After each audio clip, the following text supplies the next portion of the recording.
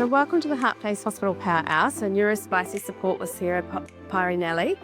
Oh my gosh, Pirie-Nally, thank you. Welcome to an inspiring power hour with you, Sarah, where neurodivergence is celebrated as brilliance, not a deficit. And at Heart Place Hospital, we champion whole health and community connection. And this session empowers families, educators, and workplaces to support neurospicy needs. So, Sarah, you are a community architect, a positive future strategist, and founder of EvolveX and the Wonder Mindset. With a diploma in neuropsychology and a bachelor in business and human resources and psychology, you blend science, strategy, and help people celebrate unique strengths, unlock potential, and your journey has inspired the NeuroSparkle Deck, which I'm looking forward to hearing about, and a tool designed to turn challenges into opportunities. And by attending these power hours, you're also supporting Heart Place Hospital, a New Zealand registered charity devoted to whole health, community connection, and extraordinary care. And together we're creating a brighter, more inclusive future. So I'm here for that, for sure. I love it. Thank you for having me. Oh, you're welcome. Thanks for coming along. Oh, absolute pleasure. I actually thought I was telling you a story to begin with might be kind of interesting.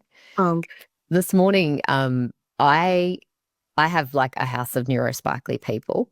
So 5 kids, all with unique, incredible cognitive signatures. And I think what's interesting is like when you watch them, why that neurosparkle is so powerful. So I took them for a walk this morning because I knew that we had this session, and I thought if I don't take them and run them, they're just going to be feral. They'll be bouncing off the walls. I'm going to have to do a whole heap of fielding. So I was like, let's run them, get some moto kind of happening. So I took them for a walk, and as we're going for a walk, one of them is literally like parkouring off everything. He's an 11-year-old boy with like so much energy, all the neurosparkles, and he's just like, pew, pew, pew, pew, pew. So that was great. So we get to this like spiral staircase, and I just go, I dare you, I'll time you. Who wants to run up it, thinking that that's going to be a really good way to burn off some energy? And first one off, 11-year-old, up he goes, and then the others sort of follow. And then we kind of keep wandering along, and there's this staircase with these like silver railings down them. And of course, like Mr. Neurosparks is like, I want to slide down that. So he just jumps on and just starts sliding down it. The kids are like, oh, that's dangerous, be careful. And then of course, after they see him do it, they then wanted to do it too. And so next minute, we've literally like found a slide in the middle of the city, and they're just having a whale of a time. And I watched it all unfold, and I thought to myself, thank goodness for neurodivergence, because if we didn't have it, people wouldn't be looking at it and thinking that could be a slide, or that tree over there, I wonder if I can climb it. Like, oh, I wonder what happens if I pick this up and put it down and turn it upside down and do the opposite of what I've been programmed to do. And I just think, especially because there's a lot of really, really interesting things happening scientifically in our world right now, where people are looking at cures for autism and cures for ADHD. I can't help but wonder what a boring world it would be without that neurodivergence. This saming, this homogenizing that, could happen if we decided to eradicate neurodivergence. And so, just that story, I think, illustrates the joy of just a reframe around, instead of it being a nuisance, instead of it being a disruption, instead of it being a pain in the ass, it's actually a wonderful, beautiful, exhilarating, exciting opportunity for humans, and really what changes it is our frame around it. I think it is. It's the narrative, isn't it? Because that doesn't quite fit in, a mum and dad working full time. Yep. That doesn't quite fit, does it? And it's similarly and this was my desire to bring you forward is through menopause. There's so many women now getting diagnosed with ADHD, but again, I think it's the narrative, isn't it? Like all of a sudden we're being put into this transition where we are getting a little curious and thinking, what's next, and what have I tolerated, and so then, and then this authenticity shows up. Yeah. I don't. It doesn't show up politely though. And remember, I called Jackie and I was like, oh my God, Jackie, like I'm so perimenopausal and it's just so full on. And it was, and I think we shared this kind of moment. My neurodiversity, I controlled and masked and figured out ways to use it to my advantage in my career, in my life, in my friendships, you know, but then as I have hi Natalie, as I've unmasked and as I've learned more about my own neurodiversity, firstly, it's that moment where you're like, oh my God, that's why this has been so much harder for me my whole life. That's like the biggest kind of moment. And then the second is, that's also why I'm so unbelievably creative and I have so much energy and I do get distracted really easily and have attention to many things. And actually, I really like those things about myself. So that's probably a good thing, and it's that kind of realization, but it doesn't come without grief. Jackie, and I'm sure you've heard this before, I liken it to going to the pantry and you're used to making a cake in a certain way and you know the recipe, you know the ingredients that you want to use, and you go to the pantry and you're like, oh, I don't have that sugar I like to use. Okay, well, I'll sub in this other sugar. Oh, I've only got 1 egg instead of 2. Oh, okay, well, I'll kind of make do. Oh, actually, I've only got self-raising flour instead. Oops. Again, I'll sub that in. And then before you know it, you're making the cake that you have been making your whole life, but with not all the ingredients and it's not turning out the way that you wanted. And I just felt like that was perimenopause for me. Like suddenly I didn't have the same resources. I didn't have the same experiences. And when I've spoken to doctors, they're like, well, yeah, you don't have your beautiful estrogen flowing, which is your accommodation hormone, your self-raising flour, whatever that kind of ingredient is, you don't have as much of that anymore. And so actually you can't be as accommodating and you can't necessarily be as effervescent and energetic and being there for everybody else, which I think is really super fascinating. Definitely was a dismantling for sure. And these are why I love having these conversations, so that we can start hyper normalizing what because we've been hyper normalizing the lead in the situation, whereas I think it's important that we're hyper normalizing the silver linings in the lead. Yeah, the gold. Yeah, alchemize the lead to gold for sure. And you've done that. You've been a really phenomenal woman in my life that has helped me both I look forward to menopause because of you, Jackie. And I will say wholeheartedly, I did not look forward to menopause prior to meeting you. I was like, from the information available to me, menopause is going to be disgusting, awful, hot, sweaty flushes, like just probably the worst thing I'm ever going to go through, versus, there's this transition that's going to happen in my life that is going to expand me and give me opportunities to access new parts of my feminine wisdom and my gorgeousness. So honestly, that's thanks to you, Jackie. I absolutely love the way you talk about it. And even we were talking just before we started about the greys coming through, the wisdom sparkles.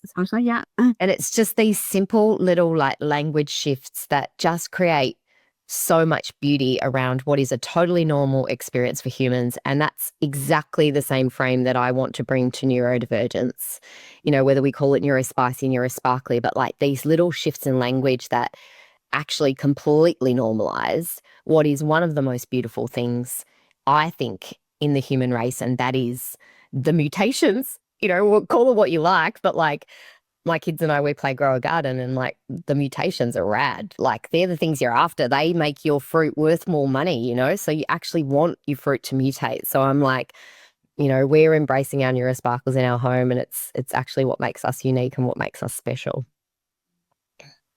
And I think there's a real challenge though with our current school system with that. And yeah. I mean, I gave a keynote a couple of weeks ago about neurodiversity and neuro-inclusive design, and I said one of the ways you could potentially have diagnosed my daughter is that her report card literally reads ADHD. It is so phenomenally disempowering for this beautiful, sparkly, incredible child to go into the system and to have an A in one class and a D in another and a near pass in another. And actually she's showing up the same way for every single class. But the actual system is not set up for her brain.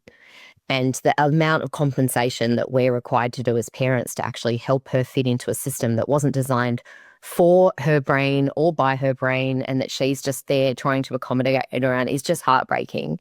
And the other heartbreaking part of that is the actual physical stress that that puts her under.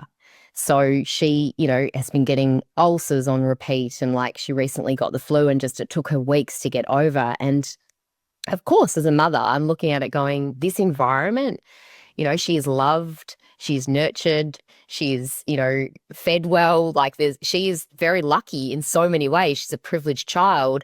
And yet this school system is absolutely eroding her. And, you know, this is a child who's in an environment where she's got parents who are supportive of her neurodivergence, who aren't putting any shame on her, who are helping her see it as her superpower. And, you know, she's published a book, she's got a business, she's got like all this amazing stuff that she's capable of doing. And yet she's like, oh my God, and she literally said this one day, she goes, I just sometimes wish that I could homogenize, you know, because then I'd be able to get through. And I'm like, oh, girlfriend, you don't want to homogenize. Like, that's not the answer. So I just think it would be beautiful if our generation honestly got together and went, isn't the point to prepare our children for their destiny? Isn't the point to give them an opportunity to fully express their wonder, like their unique gifts to the world? Not that they can all do algebra and that they can all do a science experiment and that they can all, you know, write the right thing when it comes to like some social studies, you know, thing, or an English paper. Like, wouldn't it be better if we actually were a bit more targeted? And I can't help but wonder, with the amazing technology that's available, what's possible when it comes to that like super tailored, dialed in, you know, AI related kind of education. And there's phenomenal case studies around the world now where when schools, and they're obviously modern, quite entrepreneurial schools, but when they actually set up an AI partner, like a learning partner for the students are able to get their work done in like 1.5, 2 hours a day. They're getting the best grades they've ever had. And then the rest of the day is spent playing, you know, like doing fun things. And I'm like, well, that sounds pretty damn cool if you ask me, you know. I just heard of a community. I thought this was really cool, and they've actually contacted all the parents, and they've actually written contracts. All the they've got 50 families so far who have written a contract Cool. that they won't give their children a smartphone until they're at least 14. Right. And so therefore there's going to be this ripple effect, right? So when a preteen is asking for a smartphone and their friends don't have one, then it's going to be so much easier. So I think there really is huge potential with this kind of grassroots movement, and I really think it is the menopausal women who are discovering their own superpowers who are going to drive this. And because our school system want to just keep brushing it under the carpet and keep doing the same thing, and we know the old saying, you do the same thing, get the same result. But it's not. Yeah. Like our Neurospicy kids need the lighthouses from their parents to actually shine some light on them. Yeah. It's huge energy, like I mentioned before. You know, if you're caught up in a double income working family, then it's a lot of energy. You Oh yeah. And like one of the things, and this is where I think conscious use of technology can be a really super powerful thing within any kind of family system, that sort of thing. So we actually set up a NeuroSparkle AI tool, which I'm happy to share with you guys, because I've got 4 diagnosed neurodiverse people in a family of 7. Part of me creating the NeuroSparkle movement was because one of my daughters said, well, when do I get my diagnosis? And I was like, oh, girlfriend, like, you're the normal one, you know, here. And so then we realized we needed to shift the language, because actually everyone in our home is beautiful and unique and clever and amazing. And we don't want it to become that we're pathologizing brains or like labeling in a way that then just becomes, you know, not helpful. But we'd set up a thing called the NeuroSparkle Family Guide, and basically one of the challenges of having so many neurodiverse people in our home is that people get overwhelmed. We can get unregulated. There's lots of conflicting needs. You know, some people have high needs for high arousal and others have high needs for, you know, introversion and like, you know, downtime and that sort of thing. And I personally found it super challenging, especially as a neurodivergent parent, to like be on top of all of that. It was like, and there was occasions where it was like fireworks kind of going off and they like ping off against each other because like someone's unregulated and then they dysregulate everyone else in the house and it's like, oh, Jesus Christ. Okay, so basically I created this little thing and I'd be like, yo, my little GPT, family's a bit out. Help me figure out what's going on in the home. And it'll ask me a series of questions and it'll be like, right, sounds like you guys have deviated away from your routines that work. What would happen if you tried to get back into the swing of this or that? You know, like this phenomenal cognitive partner that can actually like remind you of what's worked and that sort of thing. And then it'll be like, oh, you know, why don't you try a little movement break or why don't you try this? So, for example, I was just saying, Crystal and Natalie, before you guys joined, I took the kids for a big run this morning before I jumped on here because I knew that if I didn't, I was going to have little voices popping in going like, can I do this? Can I do, I need this, I need that, can I do that? So it was like, you kind of go in and like manage before you actually need to kind of respond. So for me, like thinking about what's the clever ways that we can leverage technology to actually give you more time for human. Really is like my approach, and allow you to be more present. Some of the ideas that it's come up with, like cooking challenges or, you know, get the kids to design a restaurant. You know, these are things that like I haven't had the creative space to think about because I'm in a state of overwhelm potentially. So that's been like super, super powerful. And as I said, happy to share that with you guys if you're interested in having a look because it's a bit of fun. And I actually shared that with I shared it with 57 teachers a couple of weeks ago and the NeuroSparkle framework. So the idea is, look, humans need and use labels as a way of actually making sense of the world. Our brains actually operate in schemas. We really love a schema. What becomes unhelpful is when we over-rely on traditional or outdated schemas. And so a good example of that is, you know, you start to stereotype because you've heard a series of stories and people have told you that certain things are true. Your brain actually is pretty lazy and just likes to store information in neat little stories. It's hard work, but it's useful to actually challenge that and ask yourself, is that really true? And look for different evidence, look for the evidence to the contrary. And Daniel Kahneman's written an amazing book, Thinking Fast and Slow, and he talks to this fabulous story about the air pilots who actually they were criticized when they did a bad landing and they were praised when they did a good landing, and then they ended up with enough data and the pilots thought that if they were criticized, they were actually improved. But actually what happened was statistically they were getting better through the hours of practice. It had nothing to do with the fact that they were criticized. And this is a really good example of the story that you tell around the experience versus the experience actually being true. And this is how our brains get really tricked. And one of the things that we can do to override that, like I said, is to question it, get curious. That's why I'm obsessed with wonder and asking questions. And the other is to actually look for data that tells you that that thing is true. So as I said, labels can be phenomenally powerful when used in the right way. And when we're used in a way to actually even provoke more curiosity rather than just label it, set and forget. So I'm not a fan of, you know, racial labels or labels that are there to like, you know, create more patriarchy or systems that don't serve. But where I am interested is when we use words, like we said before, like wisdom glitter. It's an example of a label that actually provokes curiosity and that gets us to think differently and potentially frame something in a positive way. So NeuroSparkles for me was looking at the traditional means of diagnosing a human when it came to the neurodiversities and unpicking it. So over 2 years, I deeply researched what are the tools that psychologists, psychiatrists, doctors use to diagnose neurodiversity. And it was a set of questions around observable behaviours. And what I found interesting is that when you go to diagnose for ADHD, you get, you know, a set of observable behaviours from, say, a teacher and the parents, and then you don't even ask the child many questions. Like, it's just like, oh yeah, we just like observe you and then we decide that you have attention deficit disorder. And then they actually will say to you, you are formally being diagnosed because it's a problem, and they use this language. This is the actual language they use in the diagnosis. It's a problem and your behavior is a problem. And so, this is the diagnosis. You have attention deficit disorder. The name of it. I'm just like, oh my God, this is so ridiculous. Not once do they ask you about your cognitive strengths or how you think or why you think the way you think. And so I just found it pretty shallow. Long story short, I was like, obviously there's quite a lot of science and rigor that went into determining the questionnaire in the first instance. But what would happen if we looked to the cognitive strengths that show up consistently across humans, not just neurodiverse humans, but across humans, with the lens of both understanding human behavior and empowering people's awareness around their cognitive strengths?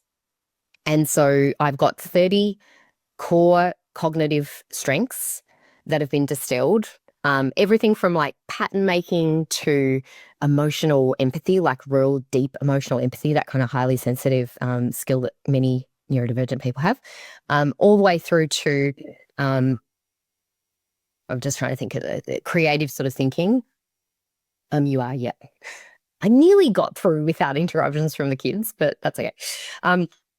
And essentially what it does is it gets the person to self-locate. So it's useful, of course, to go through a diagnostic process and to have, teachers and peers and people tell you that you tend to focus on many things and that you get distracted easily. And, we've all had that report card. Sarah has the tendency to chat a lot and distract others and tends to be interested in lots of things. But isn't it more useful to actually look at how I solve problems, or what are the things that really interest or inspire me? Like, where is my attention going? And so my intention with the NeuroSparkle profile builder is twofold. It is to change the conversation around diagnosing and pathologizing brains, to activate curiosity around how we think and what makes us unique, so that we can empower people to really love their brains and start to have a much more holistic view of, I think like this, this is my cognitive signature. And then I kind of built it out a little bit further because I'm a big fan of Carol Dweck and her work in neuroplasticity and understanding that we actually are capable of learning and changing our brains, and that there's phenomenal research around all brains, whether they are autistic, ADHD, bipolar, schizophrenic, phenomenal research, whether it's with cognitive behavioral therapy or with interventions, but lots of great behavioral interventions that have shown that actually when we exercise that part of our brain, we can build a strength. And so I prototyped out and built a neurogym. And the neurogym is there to help you exercise and build strength in cognitive areas that you don't necessarily easily connect dots or sort of feel confident. So for people that don't necessarily build relationships easily or build connections between, certain kind of storylines and inferences, there's opportunities for you to practice that. And I personally, with my own lived experience, know my neurodiversity. I don't understand sarcasm. I don't understand when people are, I don't always understand when people are joking. So I tend to take things very, very seriously because I'm very literal and I'm very like, oh, okay. And there's been many, many, many occasions where I've had to go back afterwards and go, so I'm so sorry. I didn't actually know what you meant. And for many years, I didn't do that because I didn't want to seem stupid. But now I'm very comfortable checking understanding and intention because I don't get the layers. I'm like, oh, you said this, so that's what you meant. And people are like, Sarah, they said it like this, so they meant that. And I'm like, oh, their tone of voice meant something totally different. That's so fascinating to me. These things can send my brain into like a whole kind of space. So yeah, anyway, that's a bit of an overview. That was my classic neurodivergent info dump for you guys. That's what I bring. Yeah, it's so good. I mean, I think, it really applies to everybody. Yeah. Because we've all been through these patriarchal systems that we actually pop out the other side as supposed adults. And really, we're all these kids running around in adults' bodies, really not understanding or celebrating ourselves. Yeah. then just activating and triggering one another. Yeah. It's quite a you know, and you can see why. To me, I can now see why we have things like wars in our world. And I think for a long time, I mean, I certainly had this belief system, and this is the work that we do at Heart Place Hospital, is supporting people to heal their boundary wounds, like you did. You got to understand yourself, and then be able to advocate for yourself and others, which you now can do. You're kind of like, I don't need to make them feel okay for me to actually understand. Yeah, you've built that. You've put some air in those tires, so you've built some resilience. That's what I think resilience is air in your tires. Yeah, like that. Yeah, and so now you can kind of go, hey, because you understand it and celebrate yourself, so you can actually say, hey, that's a part of me that doesn't commute. How can you help me out here? Yeah. We do it. And I think I'm finding that too. And what I'm just so passionate about is if we can get those in the front line of our kids. So the parents, the teachers, the nurses, the doctors, whoever's the dentist, the shop assistant, if we can get them all understanding and celebrating themselves, it's the same thing when you learn self-compassion, then you can be compassionate to others. When you learn self-love, you can experience love for others. So when we understand and celebrate ourselves and go, hey, oh, okay, that's different to how I see it. But isn't that cool? Yeah. Yeah, different is beautiful. Different provides us with an opportunity to learn, like we learn in the contrast for sure. I love that so much. And, you know, for us going through our first diagnosis to the second, you know, we actually had a totally different experience, because before we went through the diagnosis, we said, we're here because we actually have a spidey sense that our child needs support, and we actually want the support. But what we need you to understand is there's no shame. We celebrate this. If we do end up with a diagnosis, it's going to be a positive experience. And so that then ended up being this incredibly empowering experience. In fact, my daughter skipped out. She calls it her ADHD anniversary. You know, she skips out, and she was then in control. She said, you know, I would like to try medication because I have read this and I wanted to understand how my brain would feel different when I take it. She tried it and loved it. And I was like, well, I just love that I've got this child who is making decisions for herself. She only takes it during school term. She doesn't take it other times. And I think we need cases where people are, you know, unmedicated, medicated, doing what is right for them, because absolutely every person is individual and they are unique, and they're in their own unique kind of environment. Now, our other child, again, really likes being able to take the medication because they then get their schoolwork done, don't feel like their brain is completely swamped with just like all of the stuff that's going on. And the confidence that he has built as a result of that experience has completely blown our minds. Like, he went from being this shrinking violet who just didn't want to do anything to being the guy that was, you know, sliding down the thing this morning because he just has so much confidence. So it hasn't dulled his sparkle in any way, but it's given him the confidence. We would love a world where our kids don't have to be medicated. We would love that. And that is my dream. My dream is that the systems don't demand this from our children. And, you know, I'm in a unique situation where we share custody of our children with other parents. And so I can't just whip them out of a school and put them into another school. It's an ongoing conversation about what that looks like. And that is what it is. But there is a part of me that in a different world would have them in Bali in the green school doing what those amazing schools do, because I have so much respect and admiration for some of these super future focused systems that are actually emerging and what's capable there. I'm doing some really amazing work at the moment with Future Council. Damon Gameau, he's just released a film. And actually through that, it's all children basically coming in with design challenges to create a more sustainable future. And I'd say probably 80% of them are neurodivergent. And the fact that they've got this outlet, this place that they can go where they can make a difference and they can really put their heart and soul and their special interests to work in a way that's actually making a better world is, for me, like such a light. It's such a source of brightness and wonder, and an activated curiosity, which I just absolutely love. But we have a problem. We have a major problem to solve, and that is our schools are not built for neurodivergent children. And we know that there is at least 20% of the population And if we know that 20% of the population is underserved by the existing offering, I am just super, super mind boggled that the offering isn't evolving. I find that really challenging. Like if we knew that 20% of patients were unable to be healed in the hospital because we didn't have a particular machine, we would get that machine, right? We would find a way to get that machine. So I am on a mission to change that conversation and to get people asking questions, because questions change the world. The right question, literally, as soon as you ask it, the world starts to change before your eyes. And I think people overcomplicate change. They forget that change is just about asking the right questions and opening people's minds.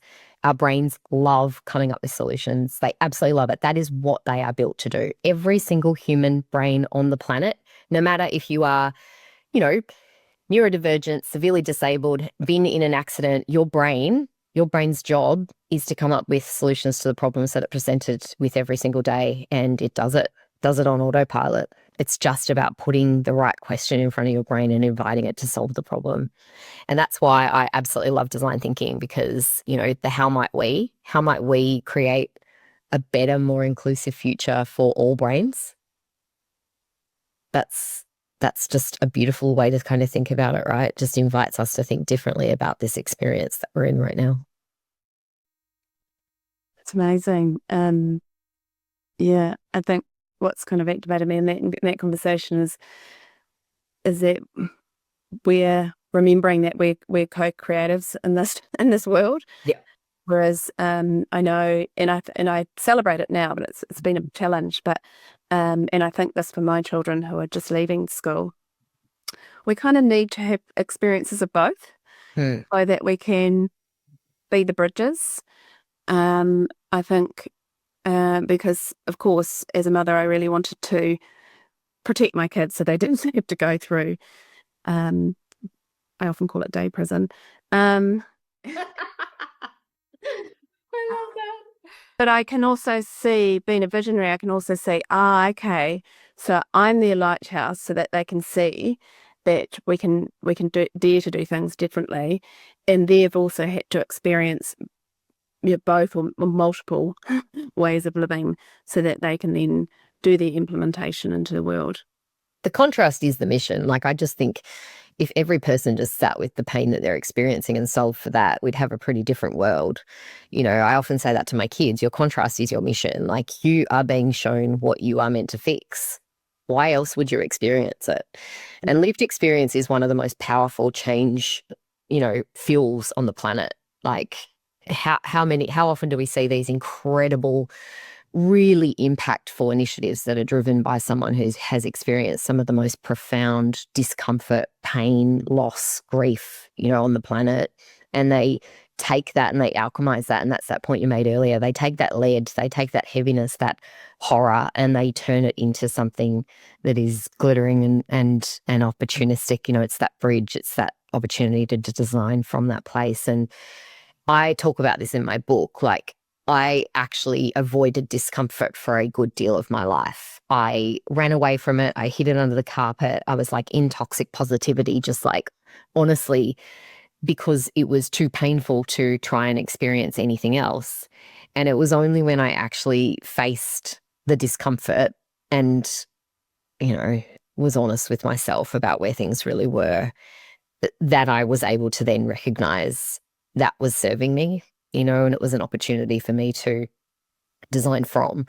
And so many people who I've met in my life just think of me as like this super positive person.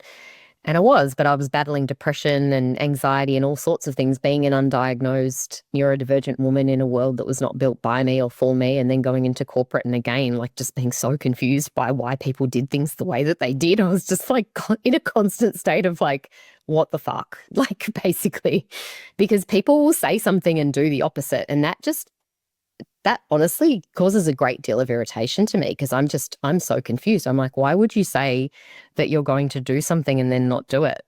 So I can't have anything to do with politics, because politicians just a total load of shit to me. Like, I can't. I'm like, why are you saying that if you're not going to do it?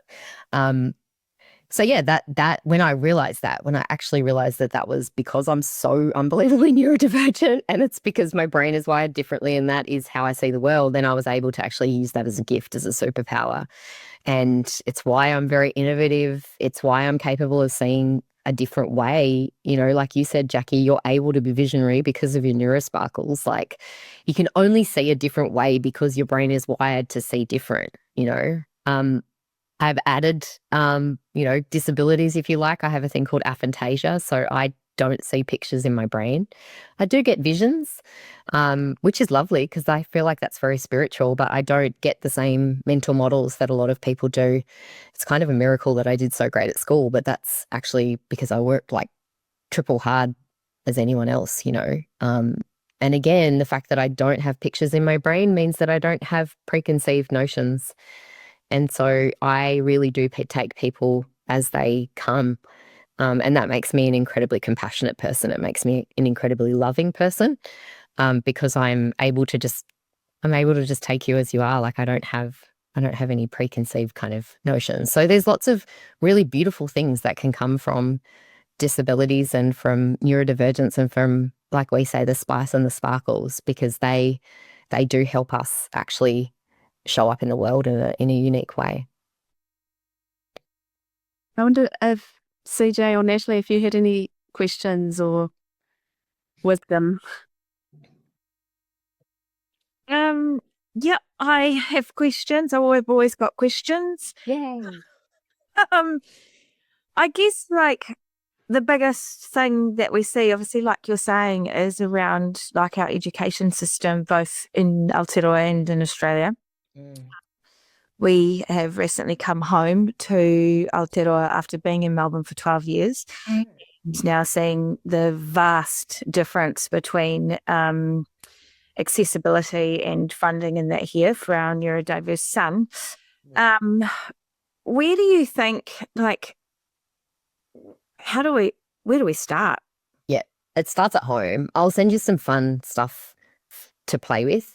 I think the greatest thing we can do with our neurodivergent children is give them a sense of self and really build them up so that they know, like, it's not you, it's the system, but without then losing respect. And that's been a really interesting kind of line to tread. So, Crystal, I live in Melbourne right now, but I live between Melbourne and Auckland. So I've got 3 kids at school in New Zealand and 2 in Australia. And so I could not relate to this more, because actually one of the things, we've got 5 kids, 4 schools, that we've really had to think through is how do we set each of those kids up to thrive. And some of them are a bit more inbuilt with the resources that they need to thrive no matter what environment they go into, and others aren't.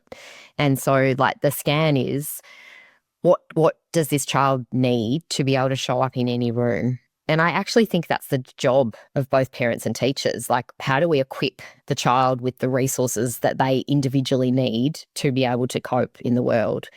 And so for some of them, that looked like us taking them to meditation classes and to coding classes and, you know, getting them to do things like publish a book and start a business so that they could see that they weren't useless, you know, that they're bigger than their grades. Like, their brilliance extends beyond this container that they're in.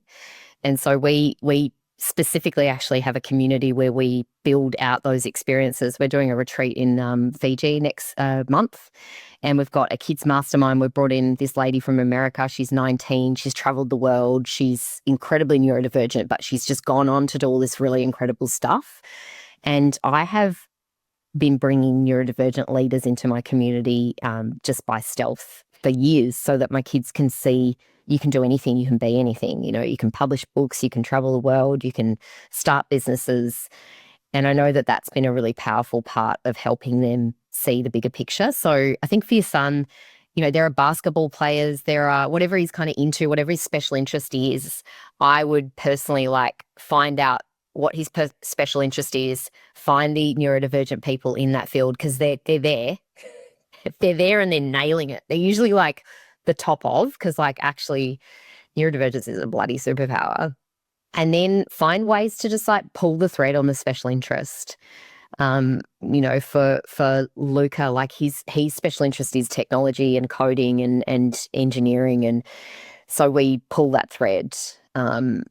It's difficult to get him to connect with sports, but we found a way to get him to connect with golf, and so we pulled the thread. It's like looking for those opportunities, and I'm incredibly grateful, and I know that we're very privileged that we're capable of putting some resource into that, which is actually one of the reasons why I wanted to create some of the AI tools and the cards, because I wanted to use my kind of privilege for purpose and go, well, not everyone can.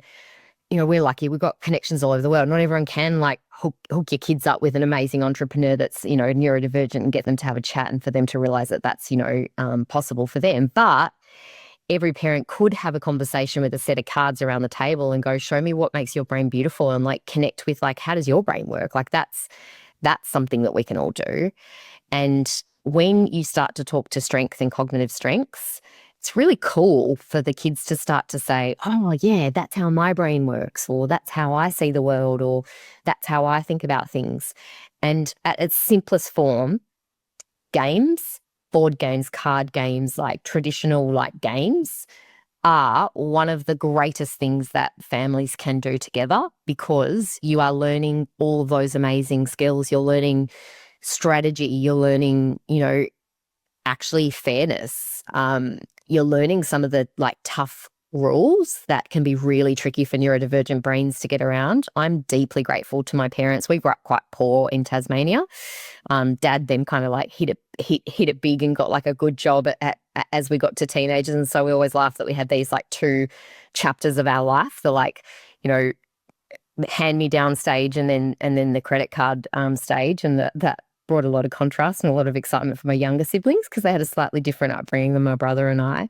But what my parents gave us was gameplay, and they relentlessly played board games, card games, poker, Monopoly, those sorts of things. And I think the nicest thing is that, a pack of cards is one of the simplest tools that you can get in every service station. It's one of those super accessible products.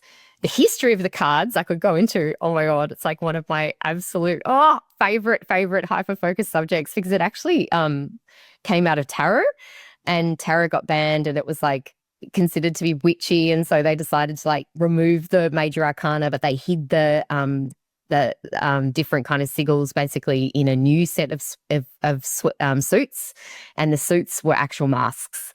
And so like the parallels in terms of like neurodivergence and wonder and magic and like this hidden tool that actually provides us with an amazing opportunity to understand life and cycles and those sorts of things is just profound. But at its simplest phase, like you can teach small children, snap, which is teaching you number and like and pattern. You can teach kids, rummy, and they're learning then sequence and how to kind of gather things. And then obviously as you kind of get up the range, you've got poker and those sorts of things, which is teaching you strategy. But more than that, you're having connection, you're sharing a game, and you're having this amazing opportunity to also build these kind of relational skills. So I think for you, CJ, I mean, I would love to know more about your son. Like that would be my dream, because like I would then give you like what I would kind of do. Can you tell me a little bit about him? Yeah, I think my question was a little bit more around our education system, and how we make some impact and change with educating our teachers and bringing, like how we were saying, that the whole education system is not fit for any of us looking at diversities. Yeah, we just what do we do as advocates? Yeah, but there's change that. A couple of things. So absolutely starting with your school and actually advocating for what your son needs to thrive. So we've done that with the kids. This is what my child needs to thrive. We've given them a user manual. It is a full-blown user manual. This is what triggers them. This is what upsets them. This is who they are. This is what they need. And actually just getting them used to this idea that like some children come with a user manual. I'm sorry, like this child has more requirements than most. They are a higher needs child. I think normalizing that and normalizing parents really advocating for their children rather than tiptoeing around and feeling like they're kind of at the mercy of the school. Like you are a customer of the school. School actually has a duty of care to you and your child and to provide them with an education, and that is the job of the school. So I think that's part one. Part two is to then actually normalise and show other case studies. So there are case studies in Australia, which I think New Zealand would absolutely benefit from, just by putting in place a sensory room, so a space that people can go when they actually need to regulate. Schools saw a 90% reduction in conflict on the playground. Like, that stat for me is just mind-boggling. How do we not have a sensory room in every single school? Call it a calm corner, call it whatever you like. There is a broom closet or something that you can actually find, and with very little money, with very little time, with very little anything, you can put a space within your education system that is going to cater for the students who need some time out. The third one is absolutely normalizing for all educators the idea that these kids have different needs. So telling them to sit down and be quiet and like don't doodle and don't do this and don't do that, and having an expectation that these children will all just sit in rows and be educated, that's got to break. So we actually sent in fidget spinners, all those sorts of like little fidget toys. I sat with each teacher and said, my child needs movement. I'm happy to work with you in a way that doesn't disrupt the rest of the classroom, but you work with me here, because otherwise they're going to come home and they're going to be like a Coke bottle. And I don't think it's fair for my child to behave like an angel all day at school and for me to then deal with tantrums and tiaras at home because they have masked all day to fit in a system that wasn't built for them. So I think there's a much better relationship that needs to be built between schools and parents. It's a triangle at the end of the day. And teachers don't want to hear this, and this worries me, but teachers don't want to be in a co-parenting relationship with you. They are in a co-parenting relationship with you. Whether you like it or not, you are in a co-parenting relationship with the teacher. Whatever the teacher says, if it's in conflict with what you're saying at home, the child then has a conflict that they're managing in their brain, and that is the ultimate test of co-parenting. And I actually think that chartering and sitting down with teachers and parents at the beginning of the year and actually having a shared set of language and tools and vision for the children's year together is just something that needs to be non-negotiable. Like, I can't wrap my head around the fact that actually these people spend more time with my child than I do, and that I'm not really meant to have a say about that. I'm meant to just fully trust that that's going to be a good experience. And so, yeah, I think the biggest thing that I did, especially coming from being a super big people pleaser who was like highly masked and just trying to make sure that I didn't piss people off, really stepping into my activist mama bear mode has been the most powerful thing that I've done. We've got extra time on tests for our kids. And, you know, it's really pushing into when they say, oh, we're not allowed to do that. It's like, why? Who said? Where's the system? Show me the piece of paper. What's going to happen if you do it? Like, just really, really pushing into that. And as I've done that, you realize that most of it's really flaky. Most of it's just an assumed boundary rather than an actual reinforced one. It's not actually a legislated thing. It's not something that they'll get fined if they do or don't do. And actually, it's going to benefit my child if we do it. So let's just all agree that this is actually the right thing to do for the child. So I think some of that's helped. The other thing was the NeuroSparkle stuff. So 2 resources that I've shared with the teachers, the NeuroSparkles toolkit, but also a really simple frame for giving feedback. So neurodivergent people don't cope well with feedback. Most ADHD people also have rejection sensitivity disorder. So I have that. I will have I'll have a panic attack sometimes if I feel like I've pissed someone off or like upset someone, or if I've done the wrong thing. Like, and it's not because I was traumatized as a child, it's because my brain genuinely has run all the scenarios. And so it's, if I hear something that I hadn't already anticipated, it can spin me out of it. And there's a frame that worked really well for me, lived experience, that I used with my neurodivergent teams. So I used to manage a team of 70 designers, and I'd say probably a good deal of those were neurodivergent. And it's a nested framework feedback model. So essentially, instead of just going straight to this is what didn't work, you break it into sections. So you start with globally, this is what is either missing or working. And then in the macro, we're looking at these particular things, and then in the micro and the nano, I need you to focus on your grammar and your spelling, and then we're actually laddering up, and then we'll actually have everything that we need to make this a complete piece of work. It sounds really simple, but my daughter was given feedback on an English paper where it was like, I need you to rework the piece. I really was looking for more descriptive words. I need you to fix your spelling. She did not know where to start. She froze. For her, that was too vague. Even though the teacher felt very specific in saying spelling, I need you to rework the piece. Reworking what piece? Like, which part of the piece, And that just left her like literally rocking in the corner. So again, here's how to give my child feedback. Here's what I've noticed works for them. And I think the best thing we can do as parents, and this might kind of come across in the wrong way, but like, I think it's acknowledging that right now, the way the system is designed, your child is not catered for. And so actually, this is the same as a child in a wheelchair going to a school without ramps. And so if your child was in a wheelchair and they were going to a school without ramps, what would you do? You wouldn't just be like, oh, I'll think they'll just make it up and down the stairs every day and they'll figure it out.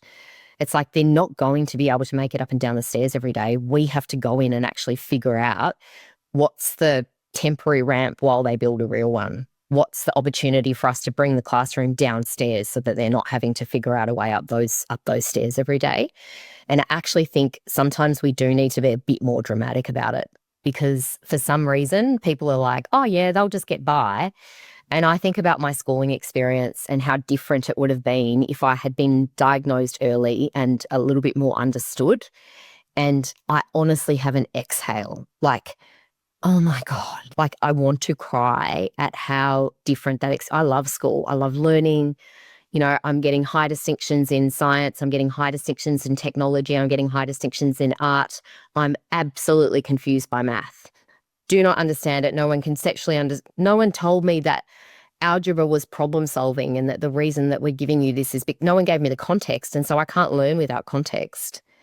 So this idea that like, oh, smart kids just get by, nah, like figure out, advocate, treat it like it's super, super serious, and get in there like a mama bear who has a child that doesn't have the ramps that they need right now. And I think that's actually, if we all did that, if every parent did that, you'd have 20% friction in the system right now. And that 20% friction would actually start to advocate for the change that we need to see in the education system. Does that make sense? Yeah, cool. Mic drop. Mic drop. Yeah, and I mean, this is why, I'm so devoted to Heart Place Hospital. I was a school nurse and I did create that space. It was called a wellness room. It wasn't called a sick bay.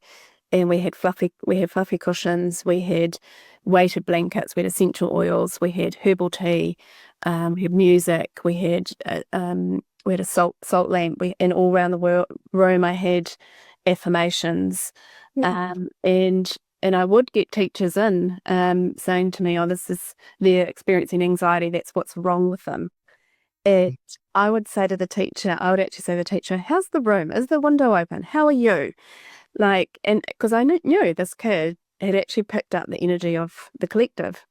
Yeah. And so we easily regulated together and just sat outside and showed them the flowers, and we talked about how they survived the rain last night, and now it's sunny and they're blooming, and we're the same, we're no different. And they were regulated. And this was the sort of ripple effect that was happening, was like I was being brave enough to actually really challenge the narrative that we've been inherited with. Inherited narrative. Challenge that, and then just plant some seeds. And now, of course, like most of the people that come to Heart Place Hospital, they come with grief, they come with burnout, they come pretty rough. And what's really happening is this moral kind of compass, moral injury.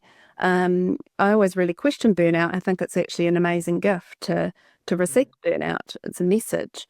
And it gives us a chance to actually go, okay, we're going to stay in the status quo. We're gonna be affected by that. That's going to affect us. That's going to manifest into a mental or physical decline. 100%. Yeah. Or do we look at a new narrative like we started off talking about and start placing that into the codes that we share on a daily basis? Yeah. I love that so much. And then it's Yeah. I never saw in the communities, when I worked in the communities, I never saw, and I've still got a child in the school system, I've never seen the collective come together, like actually reaching out to the parenting community and say, hey, who's zone of genius is this? Who's connected to this person? Who knows someone that works in this? And that is why I started Heart Place Hospital, because my zone of genius is an opportunistic, and I can connect with people and then bring them to those of us who are not connected, who aren't out in those realms. I love that so much. Mic drop. It is a mic drop. I'm such a huge fan of what you do because you're a systems healer, and you know that just putting a Band-Aid on and sending the kid back out on the playground isn't the answer. It is about actually understanding what caused that in the first place and how do you actually go to the root cause to fix that. And I think that there's a reason why there's a lot of people on planet Earth right now who are discovering their neurodivergence and discovering that they have neurodivergent children. And that is because we need that many people to be able to make the change. So I actually do think coming together and Crystal, if you've got a neurodivergent child, you probably understand this feeling of like when you just sometimes just go to bed and you're like, I have nothing left to give. Like I've done this dance and it's been such a quiet dance. It's been this little quiet dance where I make sure that that tag isn't on that piece of child's clothing because I know that they'll complain that that's itchy and that person's socks are washed with the right thing because they don't like the smell of that thing, and like that will set that person off. And if I don't wipe the bench down, then that person will freak out because of that thing and this and that and that. And before you know it, you're just doing this silent orchestrated dance to really make sure that you have a calm and happy home. And the expense for me has been burnout a couple of times because I'm fucking good at it. I'm so good at anticipating and feeling into like everybody's needs. But what I wasn't doing was actually taking the time to stop and see them and articulate them. And I think the big and exciting thing that we're going through right now, as painful as it is that we're having to articulate and really, really get into the nitty-gritty around what each of our children needs to thrive and to actually survive the education system today. And I've gone as nerdy as putting it into a Notion, a second brain, because I actually want to make sure that I'm really, really deeply seeing it. And as I said, I have those pictures in my head. So for me, Excel spreadsheets and Notion databases are my like dream state, because I can like actually start to see the patterns that each child is needing. And I'm hoping that will serve other parents, because I think our children have similar needs. And from that, we can then potentially, as you said, get together, Jackie, and go, in a dream world, what are those things that are non-negotiables for our kids? Is it extra time on tests? So for a really good example, sorry, I know we're at time, but like my daughter who's not doing so great in maths right now, actually, when you looked at her results, she got every single question she answered correct, but she didn't finish the test, so she got a D. So for me, I'm going, hang on a second, what are we marking here? Are we marking accuracy, speed, completion? How is that fair for every brain?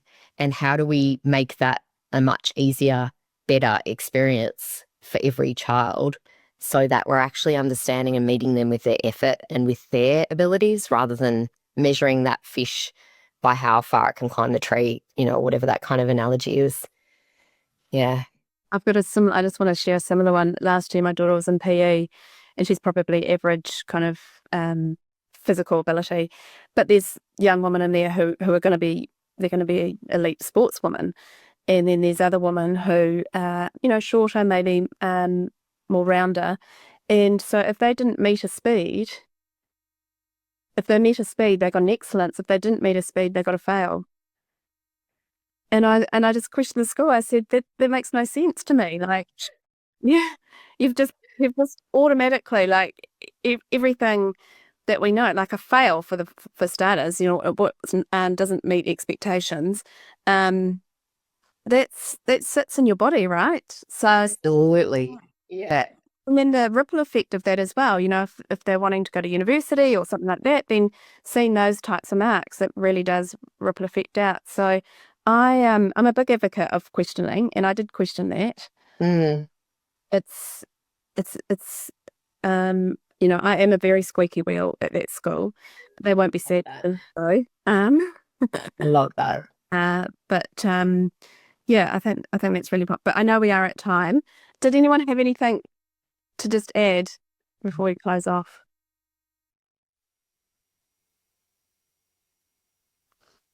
Hey, yeah, I know sort of out of time. Look, I could talk about the subject till the cows come home. It's been a huge part of my life, advocating for my son. And yeah, that school definitely clapped when he left there because they were over me. But just adding to it, with the negative effect that when the kids are not meeting the mark, so to speak. I've also worked in a men's prison, and I tell you, the end result of you can just see the whole track laid out in front. Just like, I think there's 65-70% of the male prison population are neurodivergent. And you add a whole lot of other sorts of trauma and socioeconomic problems on that, and that's a nightmare. And that's, trying to get it right from the beginning so that the less kids have to go through stuff with no support is ideal. And it is really it's about parents getting together, but also with the teachers training. I was training to be a teacher, and it's like there's no training in there about this still. There's nothing. Yeah. I just think basic cognitive behavioral therapy should be part of every single curriculum because I've gone and mentored maximum state security incarcerated men in America, and one of the most profound experiences of my life, to be honest, because it was that realization that you're just one step away, from an experience that takes you in a totally different thing. And often these guys were born into an experience that really, it was sort of premeditated for them, really. Young boys whose mums are killed in front of them and then they're raised by a gang, and how do you get out of that? But I do think that's where the system is meant to be designed to catch us. And if the system was more compassionate and gave better opportunities for people to understand their brains and then use your brain for good, use your neurosparkles for good, then you know what it feels like. Yeah, you actually produce then serotonin and all sorts of other wonderful neurochemicals that neurodivergent brains are capable of producing. It's just a bit harder. And instead of us just going out dopamine seeking and looking for the thrill, we can actually go dopamine seeking through impact. Yeah. And we actually get a longer hit. You get a longer hit from doing good. So this morning we actually, I made my kids, we took about 20 minutes. We picked up trash all along the side of the street as we got home. And we call it karma collection because it's like a good vibe when you're actually picking up rubbish. And yeah, the sense of satisfaction that they had looking back on the street, because it was absolutely everywhere, 2 giant bags of rubbish that we picked up. They felt so good about that, So there's little ways to be the change, I think. And what we're seeing nurses who are coming in, or teachers even coming in burnout or grief. We'd had a lot of grief. And we take them through something like a family constellation, or we take them through a trauma modality. And then so then they heal their boundary wounds, and then they share that on to their people, and they get satisfaction because they're actually seeing the ripple effect work. Yeah. So I read. That was always my vision, was to care for the carers, because then we're not just taking one person out of society and working with them. We're actually working with one carer that will ripple effect out to 30 people a day. I love that so much. Yeah. It's been so lovely to meet you guys. Thank you, Sarah. Thank you. I honestly could talk about this all day, and I appreciate having other people that are in the same boat. It's really nice to connect with other mamas who are also advocating for their kiddos. Well, thanks so much, Sarah. And I'll send this back out, and I'll put those bits that Sarah's talked about. Yeah. And just in case, did anyone have any last things to say? Just I don't want to miss it if they did. Will you complete, CJ? Yep, cool. Awesome. Thanks, everyone. Have a great afternoon. Thanks, guys. Bye. Bye.